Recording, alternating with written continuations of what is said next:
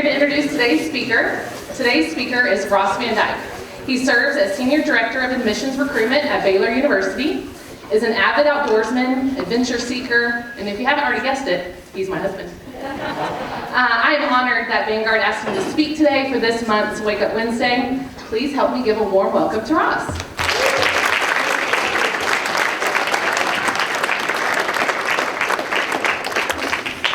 Well, good morning. My name is Ross VanDyke, and this is my story of perseverance. I'm here today to tell you how the life of myself and the life of several of my friends were altered forever. Each one of us in this room sees life differently. Some see it for what it can give you, and others see it for what you can give to it.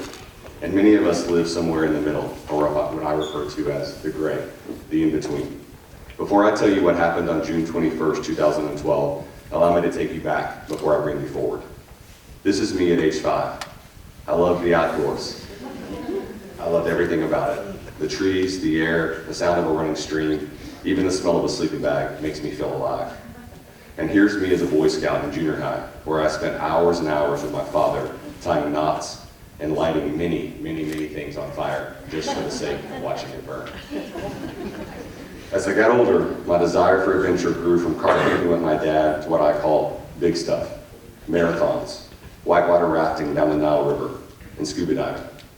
Some of this was because I really, really, truly enjoyed it, and some of it was honestly because I wanted to tell people that I did it, as if it made me sound hardcore or tough. Being alone in the wilderness gave me an appreciation for creation. There really wasn't a place in the world that I wouldn't go. At one point, I worked for a company that allowed me the opportunity to film, or to travel the world and film documentaries. This is me in India, and this is me in Nepal. When I was 29 years old, I took a trip to Portland, Oregon to climb Mount Hood with my good friend, Drew White. This was my first mountaineering experience, and to this day, it was my best. I summited on my first attempt and felt like I was on top of the world, literally. This feeling of euphoria was taken to new heights when I met my wife that night, Mrs. VanDyke. Yeah.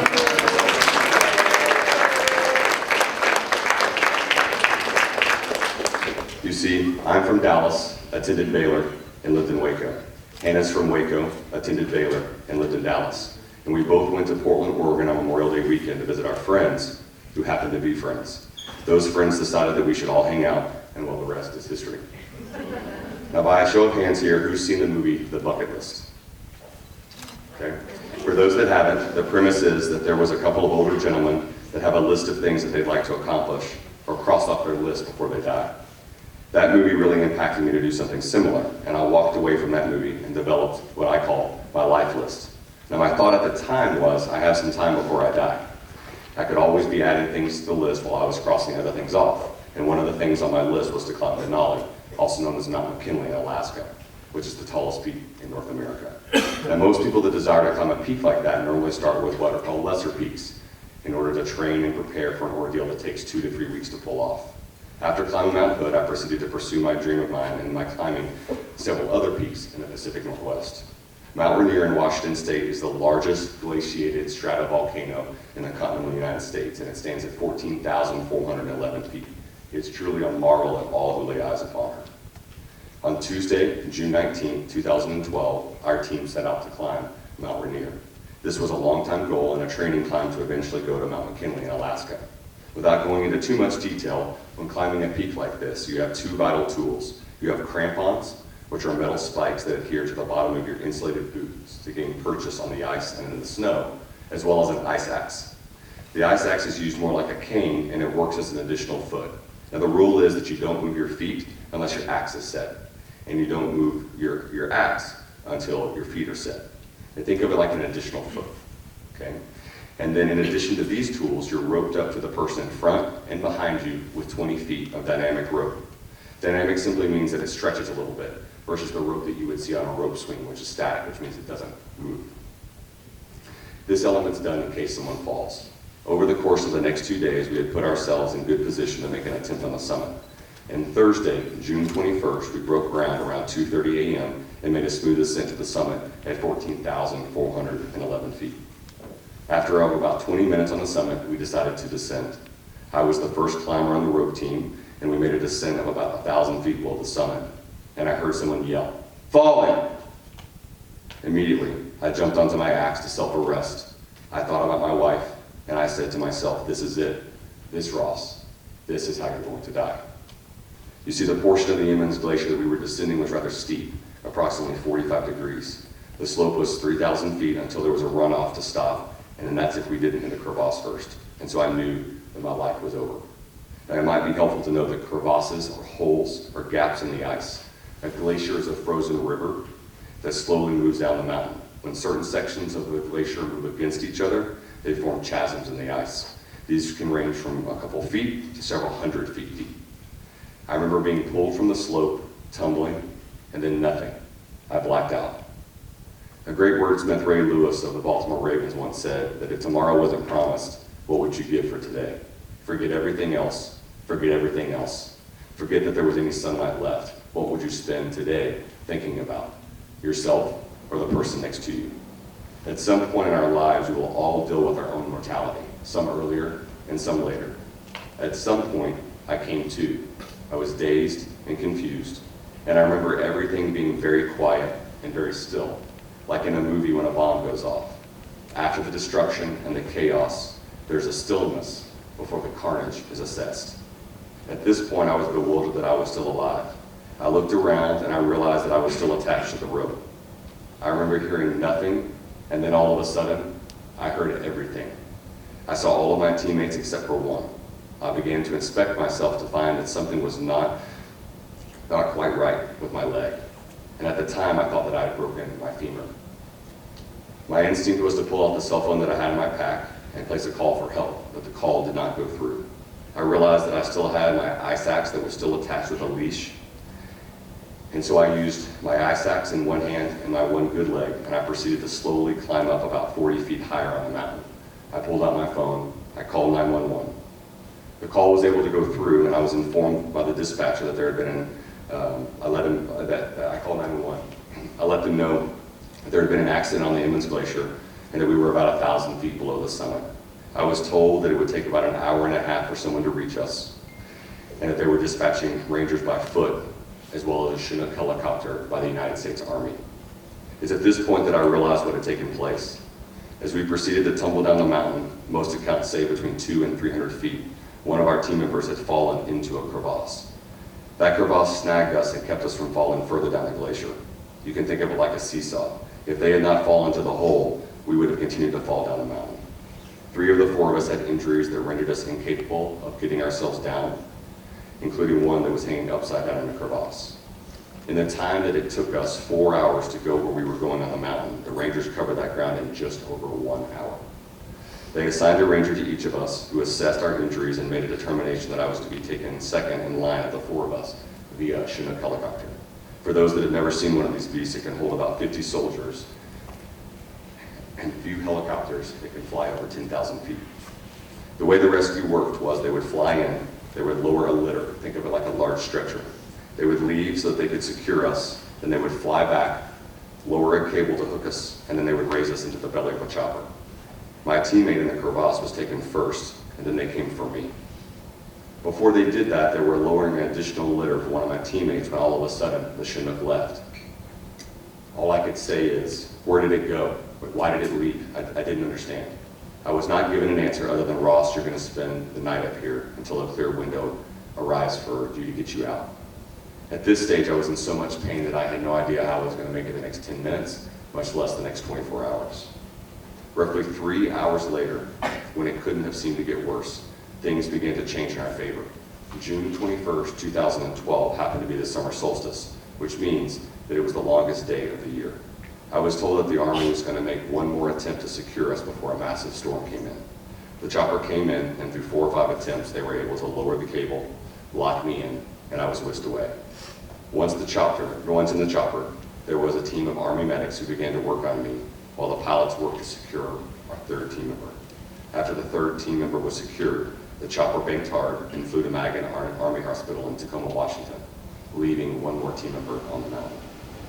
Once there, I was examined and told that I had dislocated my hip and suffered a pulmonary embolism.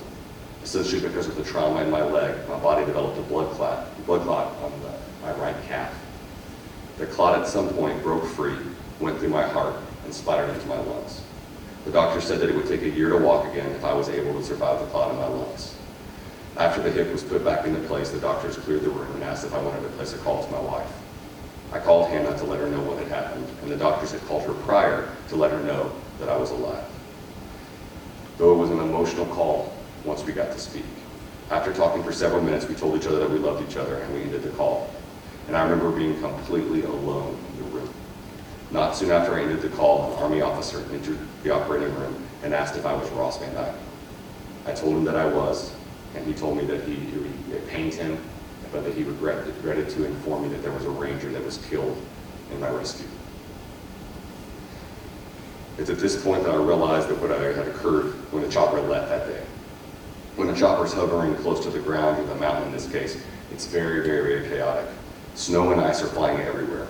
When they were lowering the litter, climbing Ranger Nick Hall, who had taken lead that day over the operation, reached up, grabbed and unhooked the litter from the line that was being lowered by the Chinook.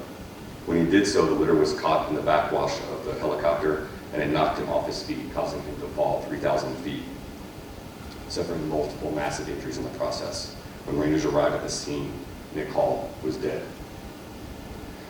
This photo of Mount Rainier was taken the day after the accident from my hospital room. It was a daily reminder for the next 6 days while I was there of what had happened, as if the injuries themselves were not enough. The photo currently being displayed was a day after everything had occurred, a bruised and broken person inside and out. While the physical pain had somewhat subsided, I was safe in many ways. My hardest journey had not even begun. I was put on blood thinners to allow the clot in my calf and my lungs to heal. I used crutches for 3 months with no weight in hopes that I would not need a hip replacement. Since my hip was out of place for so long, they believe 8 to 9 hours, I was at risk for something called avascular necrosis, which is just a fancy word for essentially saying that my femoral head could have died. Once I was cleared of that, I began to rehab in order to learn how to walk again. When you don't use something for so long, you have to start over. I went from crutches to using a cane, and then to nothing at all with a significant limp. All in all, it took me a year before I could walk without noticing a difference. One thing about rehab, generally speaking, people don't like it. It forces them to work on their issues. I personally loved rehab because I saw it for what it was. It was progress and it was hope. Something I have left out is how much I had to depend on others for literally everything. Meals, getting dressed, bathing, and as much as it humbled me, even help going to the bathroom. The physical recovery was only half the battle, you see. I had a hard time wrapping my mind around how someone could have lost their life saving mine. At a memorial service for Nick several days after the accident, a fellow climbing ranger said the following: Nick Hall was remembered as a quiet man. He wasn't much for chit-chat, but he did radiate a quiet inner strength. Mountains like Mount Rainier can never be made safe, which makes people like Hall all the more important to the rest of us. Nick Hall died doing what he was trained and prepared to do, saving lives during a highly technical rescue under difficult and unforgiving conditions. Tomorrow or the next day, we'll be back on the mountain, going into the storm as others are coming out of it. You see, it's that picture. It's Nick Hall choosing to run to the storm that day, knowing that the risks were there, but he did it anyway, for someone that he didn't even know, me. Climbing Ranger Nick Hall's a hero, and there's not a day that goes by that I have not thought of him or the sacrifice that he made that day for myself and for my team. Now, who here has seen the TV show I think is one of the greatest of all time, Friday Night Lights? You guys seen that? Okay, so Coach Taylor has a quote that really struck me after the accident. He says, "Give us all who are gathered here today the strength to remember that life is so very fragile. We are all vulnerable, and we will all, at some point in our lives, fall. We will all fall. We must carry this in our hearts, that what we have here is special, that it can be taken from us. And when it is taken from us, we will be tested. We will be tested to our very souls. We will now all be tested. It is these times, it is this pain that allows us to look inside ourselves. Every man at some point in his life is going to lose a battle. He's going to fight, and he's going to lose. But what makes him a man is that in the midst of that battle, that he does not lose himself. Through time, rehab, love from friends, colleagues, and family members, I have made what most would consider a full recovery. I've been put back together again. I can walk, run, and heck, I can even dance from time to time, without anyone ever actually knowing that there was an injury. Many have asked, well, what now? Well, the truth is, I don't know. I don't know why I survived against all odds and Nick Hall lost his life. But I know that I'm thankful. I'm thankful that myself and that my entire team survived that day. I'm thankful for the opportunity not to leave my wife a widow after 1 year of marriage. I'm thankful for the opportunity to bring my son Luke and my daughter Ruth into this world. Now, I don't consider myself special or unique, but what happened that day was, in fact, unique and special. There's no reason that I should be alive today, that I'm hopeful to find out one day why I'm still here. The word that I was given when asked to speak to you today was perseverance. And the definition of perseverance is persistence in doing something despite difficulty or delay in achieving success. It took perseverance to train to climb Mount Rainier. It took perseverance to wait for my rescue. It took perseverance to complete rehab for my leg and to recover emotionally. And it takes perseverance every day to live with the fact that I'm alive because someone else died. I never want to take that for granted. I do have to tell you 2 amazing things that have occurred since the accident. First, one of the medics who goes by Hot Rod that was on the helicopter that day and who visited me every day in the hospital and has even been to Waco. We've become friends, and he was instrumental in my recovery. And secondly, and most amazingly, I have a relationship with Nick Hall's father. The man who lost his son has extended kindness and forgiveness to me so that I could forgive myself. We all call each other and text each other on a consistent basis, and last summer he invited me to visit him in Maine. Here's me with a picture of Carter Hall, Nick's father, and Aaron Hall, Nick's brother. And I know that it takes perseverance every day for them to live with the pain of losing Nick. My story's not meant to scare you or to keep you from doing adventurous things in your lifetime. It's actually the opposite. I'm still very much an outdoorsman, and I love doing adventurous things. I encourage you today to do whatever it takes to pursue your passions and to persevere through life's obstacles. And remember that tomorrow isn't promised, so what will you live for today? Thank you for allowing me to speak to you today.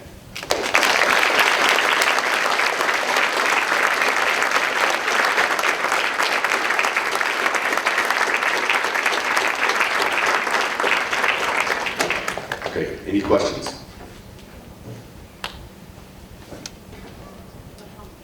Yes, ma'am. Oh, that's a tricky question. Yes, so the question was, have I climbed any mountains since then? The answer to that is yes, but I have not climbed what would be considered, I haven't mountaineered any mountains since then. So I think that it's an important lesson that whenever you do anything in life that you ask, who are the people that I'm doing it with?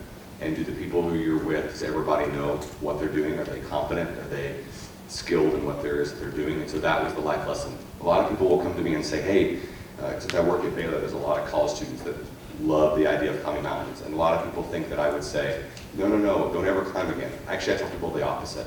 I tell people, absolutely, you should go and climb Mount Rainier. It's beautiful, it's wonderful, and it's a miracle all in itself. And so I highly encourage you guys to take a look at that. But I always encourage you to make sure that the people that you're with know what they're doing, and I encourage you to be safe.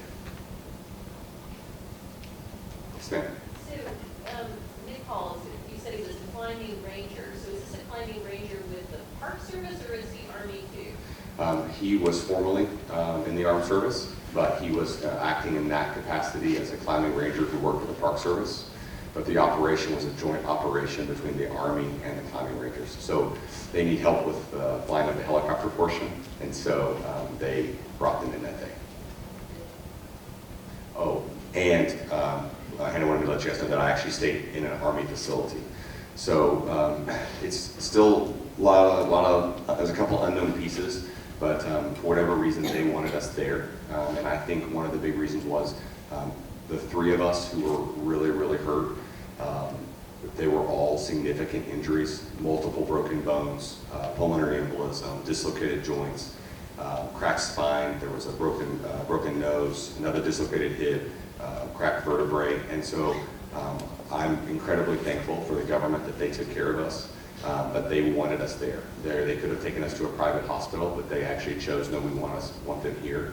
And I think it's because they're used to dealing with significant injuries, that they felt they were the best equipped to take care of us. And they were incredible. Like, I have incredibly fond memories of the people who were there and the people who took care of us that day. Well, actually for 6 days.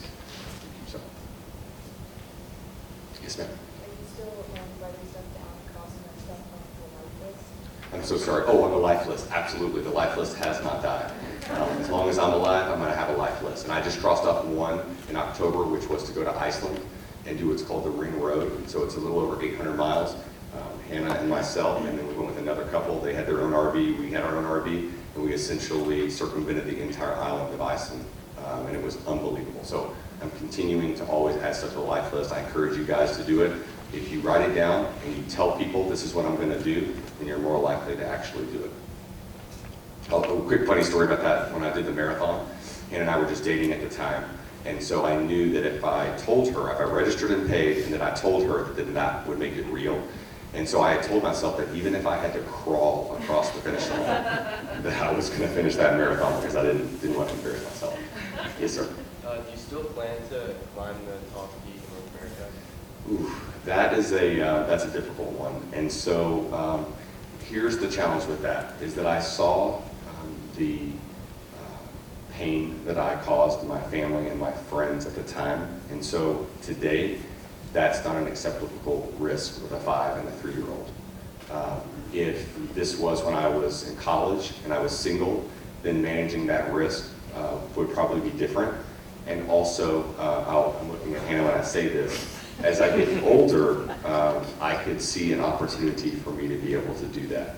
But right now, my kids and my wife and my family mean too much to me, that's not an acceptable risk. But backpacking, going to Iceland, living life to the fullest, those are risks that I'm willing to take. And so I think those are always in constant tension wherever it is that you are in life.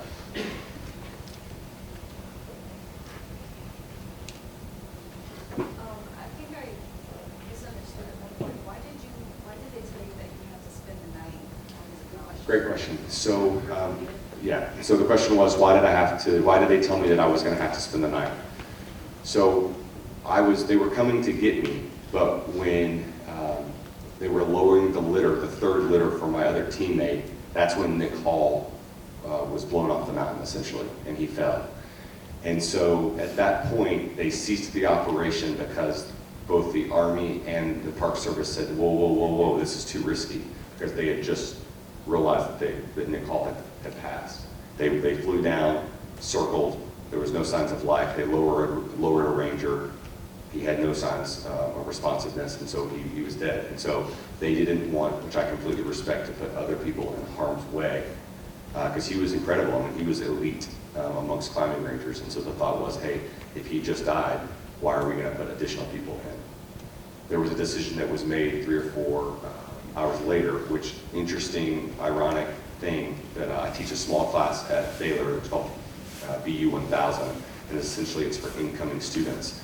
One of the students that I happened to have several years ago's father was the commander that was over the operation, which is just crazy how things work. But anyway, a decision was made that they thought that there would have been multiple casualties, including myself and including several of my teammates, if they didn't make one more attempt. And so the thought was they were not able to get Nick Hall's body off the mountain for several days. I think it was either 4 or 5 days because the storm was so big.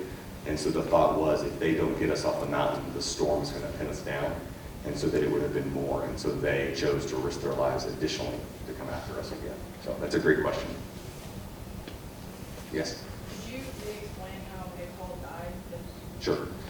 So a litter is a stretcher, and so it's too heavy for them to carry those up. So the Chinook comes in, it lowers the litter. Ranger will unclip that litter, okay, and then essentially set it down, and they'll put you in that litter, secure you. The chopper then comes back in, hooks it, and leaves.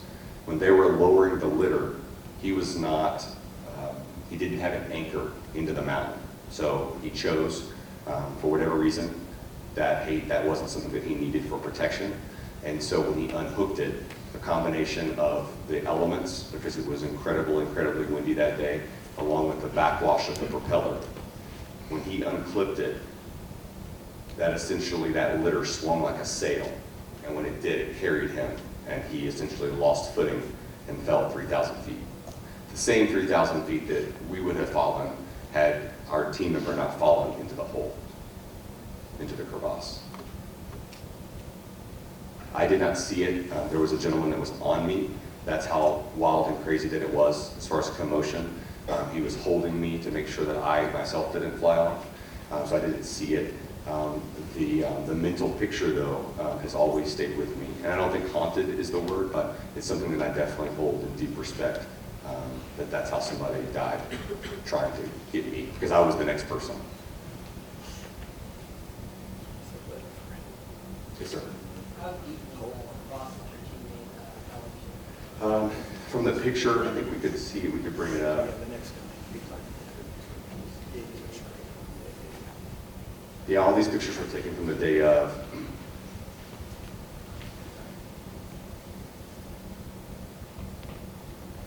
I mean, I'm gonna say at least 50 feet. You can see right here, I just want you to see the force. This is the top part of the mountain, okay? This is the down part of the mountain. Notice that you can't see the rope. That's how hard and fast that it was. So essentially, I was leading the group, and our back team member slipped, and it created a pendulum. So when I self-arrested and put my axe in, I was ripped from the ice, which is why I ended up on the bottom. And whenever we were tumbling, she fell in and she hung us, okay? Like she saved our life. And had she not fallen in with that rope, then we would have continued to fall down. Or all fall into a larger crevasse.